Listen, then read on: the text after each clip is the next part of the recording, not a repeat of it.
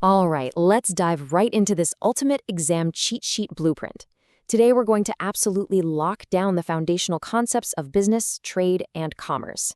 If you've been struggling to organize your notes, or honestly, if you just want a rock-solid grasp on these core ideas, you are in exactly the right place. In this explainer, we're going to break down the exact definitions, categories, and frameworks you need, not just to understand the commercial world, but to completely ace any questions on this topic. So, grab your notebooks, get comfortable, and let's get started. Here's our roadmap for today. First, core human activities. Second, business, profession, or employment. Third, objectives and the profit motive. Fourth, industry versus commerce explained. And finally, number 5, understanding true business risk. Kicking things off with Section 1, core human activities. Before we even touch the concept of business, we've got to start at the absolute foundation of it all. We have to look at what we do every single day. Whether it's going to work, cooking dinner, or taking a walk around the block, every single action we take falls under this massive umbrella of human activities. As our source material points out, well, every human just has to perform some activities to live and survive. But to really understand commerce, we need to split these daily activities into 2 very specific buckets. And here is that ultimate distinction. Economic activities, they are entirely driven by the motive of earning money, generating wealth, or securing a livelihood. Putting a roof over your head and food on the table. Non-economic activities, on the other hand, are driven by sentiments, love, sympathy, or just personal satisfaction. Now, pay attention because here is a classic exam question. Differentiating a chef cooking at a restaurant for a salary versus a mother cooking for her family out of love. The chef is performing an economic activity because they're earning a wage, right? While the mother is performing a non-economic activity driven by emotional satisfaction. Nailing this difference is literally step 1 to mastering commerce. Moving right along to Section 2, business, profession, or employment. So, now that we know economic activities are strictly about the money, let's rapidly classify the 3 distinct ways you can actually participate in the economy to earn it. First up, business. The crucial point here is that a business is strictly focused on creating or distributing something to capture profit. Actually, fun fact, the word itself comes from busyness. The source notes that in the entire world, there are really only 2 types of business. You're either manufacturing a product or you're distributing it. And the core objective? Satisfying customer wants so you can earn that profit. But a profession? That's a whole different ballgame. You can't just wake up one morning and decide, hey, I'm a doctor now, or I'm going to be a lawyer today. You need severe qualifications, a highly specialized degree, and a certificate of practice. Entry is strictly gate-kept by professional bodies. And here's a key distinction for your notes. Instead of earning a profit, professionals earn fees for providing their specialized services.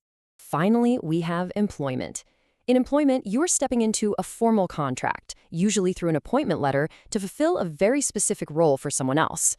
You're trading your time and personal services for a predetermined remuneration, which we all know as a salary or wages.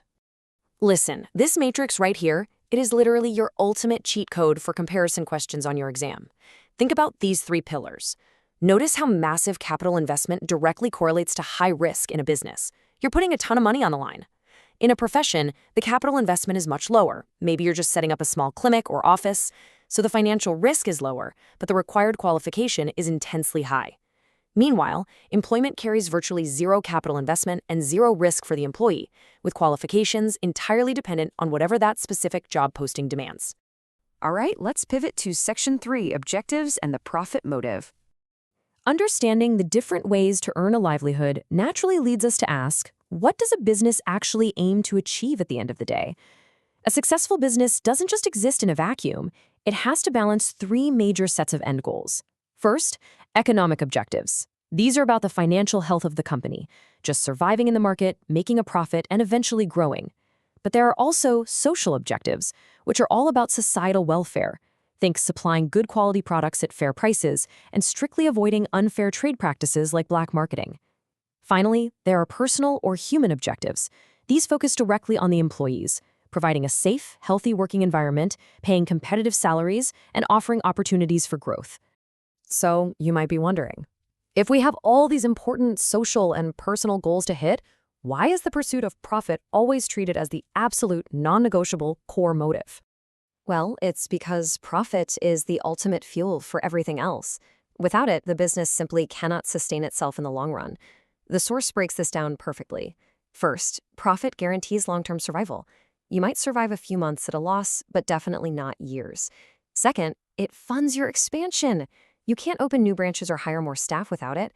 Third, profit proves you're actually operating efficiently. High profit means you are keeping your costs low and managing resources well.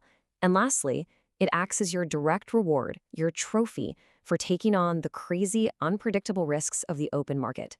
Let's jump into Section 4, Industry versus Commerce Explained. Now that we've covered the why behind business, let's flip over to the how by categorizing all of these operational buckets. In the simplest terms possible, business activities are split into two massive halves: industry and commerce. Industry is the act of making the product, the production, the processing, the conversion of raw materials into useful goods. Commerce, on the other hand, is the act of getting that finished product into the customer's hands. It's all the distribution, the buying, and the selling. If you ever freeze up on a test, just ask yourself, is the product being created here, or is it being moved and sold? Let's zoom in on industry first, starting at the ground floor. The primary industry. This is your farming, your mining, your fishing. It is entirely about pulling the foundational raw materials straight from the earth, the soil, or the sea.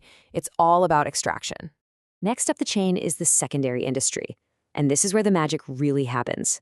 This is manufacturing and construction. A great example from our source is taking crude oil that was extracted by the primary industry and refining it into usable petrol, or taking raw timber and converting it into paper. And rounding it out, we have the tertiary industry. Honestly, think of this as the invisible backbone that allows the primary and secondary industries to actually function.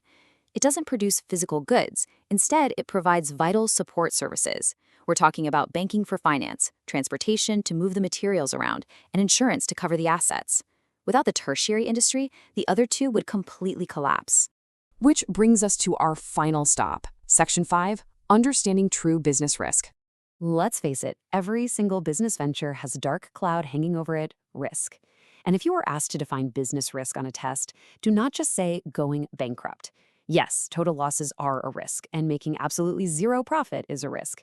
But importantly, even making an inadequate profit compared to your huge initial investment counts as a realized risk. If you invest $100,000 expecting a solid return and you only make $10, the unpredictability of the market has definitely negatively impacted your business.